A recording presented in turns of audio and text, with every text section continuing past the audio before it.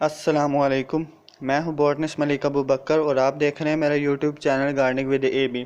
آج کی اس ویڈیو کا ٹاپک ہے top 5 summer season flowering plants کے اوپر، جو بہت ہی ایزی ٹو گرو ہیں، جنہیں ہر کوئی آسانی سے اگا سکتا ہے۔ تو آج کی اس ویڈیو میں 5 ایسے پلانٹس کو بتاؤں گا جو بالکل ایزی ٹو گرو ہیں۔ تو سب سے پہلے آپ سب کو میری طرف سے رمضان مبارک۔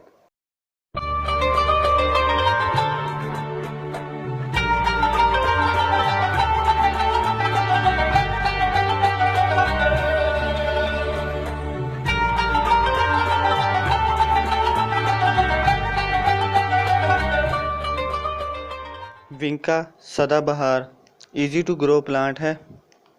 یہ میں نے سیڈ سے گرو کیا تھا،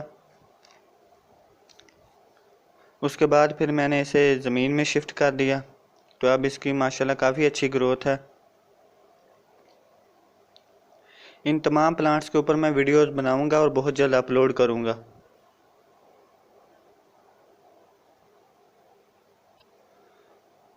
بوگنویلیا بھی بہت ہی ایزی ٹو گرو پلانٹ ہے، یہ بھی آپ گھر پہ آسانی سے اگا سکتے ہیں۔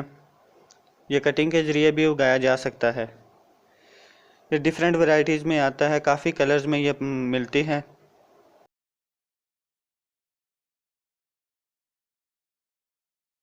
پورٹولا کا دوپہر کی رانی یا ڈھیٹ بوٹی، یہ بھی بہت ہی ایزی ٹو گرو پلانٹ ہے۔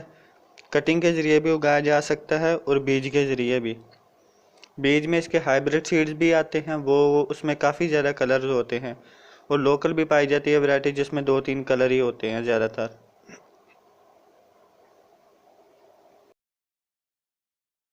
ہبسکس، یہ بھی ایزی ٹو گرو پلانٹ ہے، بہت ہی آسانی سے اگایا جا سکتا ہے۔ اس کو کٹنگ کے ذریعے یعنی کہ قلم کے ذریعے بھی اگایا جا سکتا ہے۔ اس میں بھی کافی کلرز کے فلاورز آتے ہیں، کچھ کا سائز بڑا ہوتا ہے اور کچھ کا چھوٹا ہوتا ہے، تو یہ ڈیفرنٹ ورائٹیز میں آتا ہے۔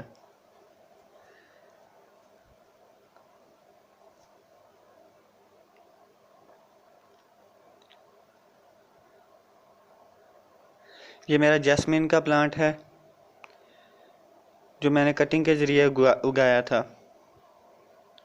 تو اب اس کی شاخیں کافی زیادہ لمبی ہو گئی ہیں، تو اس پہ فلاورنگ بھی سٹارٹ ہوئی ہے۔ بہت جلد اس پہ ویڈیو بناؤں گا، اس کی ایئر لیئرنگ کے ذریعے اس کو گرو کریں گے اور پھر کٹنگ کے ذریعے بھی اسے گرو کریں گے۔